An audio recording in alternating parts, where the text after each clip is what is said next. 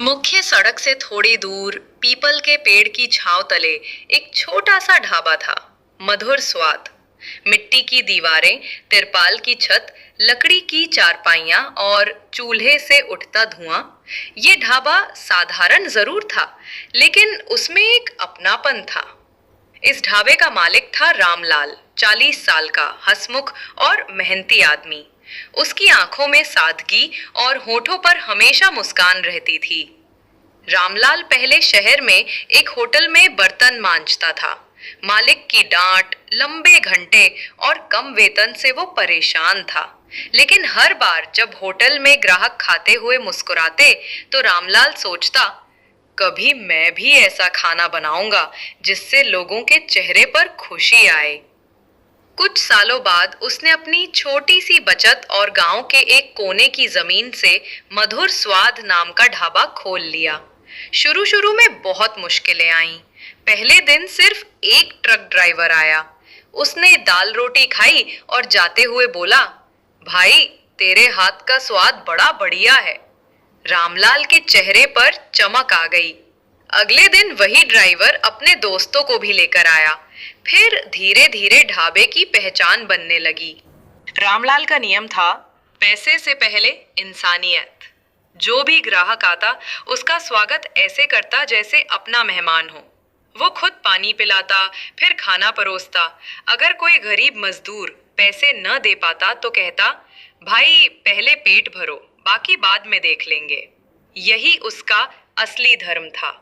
ढाबे की खासियत थी मिट्टी के चूल्हे पर बनी दाल और ताजा सब्जियां। उसकी पत्नी गोमती रोज सुबह सब्जियां तोड़ती, दही जमाती और रोटियां बेलती। दोनों का जीवन सादा था, पर मन खुश था। एक दिन दोपहर में एक बड़ी गाड़ी ढाबे के सामने रुकी। उसमें से एक शहर का आदमी उतरा, सूट बूट पहने, घड़ी चमकती हुई। उसने रामलाल से कहा, भाई, खाना मिलेगा? रामलाल मुस्कुराया, क्यों नहीं साहब, यहाँ सबका स्वागत है। रामलाल ने उसे दाल, रोटी, आलू गोभी की सब्जी और छाछ परोसी। शहर वाले ने पहला कौर खाया और चौंक गया। वाह, ऐसा स्वाद तो मैंने शहर के किसी होटल में नहीं खाया। रामलाल बोला, साहब, यहाँ ना कोई शेफ है, ना महंगे मसाले, बस माँ के हाथों जैसा प्यार है। खाना खत्म होने पर वो आदमी बोला, मैं शहर में बड़ा होटल चलाता हूँ, अगर तुम मेरे साथ चलो तो बढ़िया नौकरी दूंगा।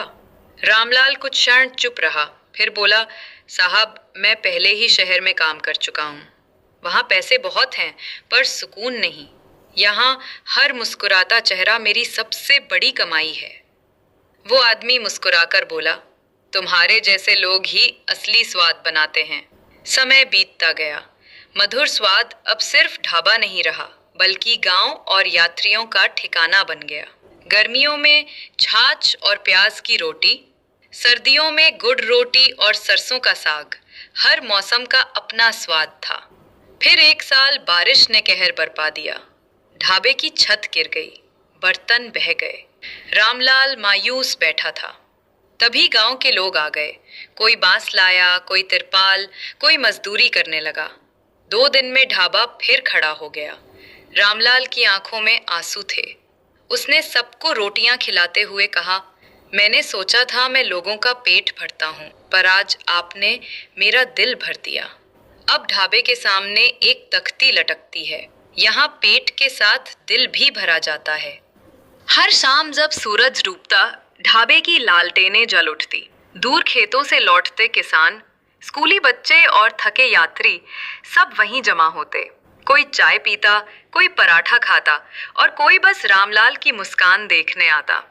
रामलाल अक्सर कहता, ढाबा सिर्फ खाने की जगह नहीं है, ये इंसानियत की रसोई है। वक्त के साथ उसका ढाबा पूरे इलाके में मशहूर हो गया।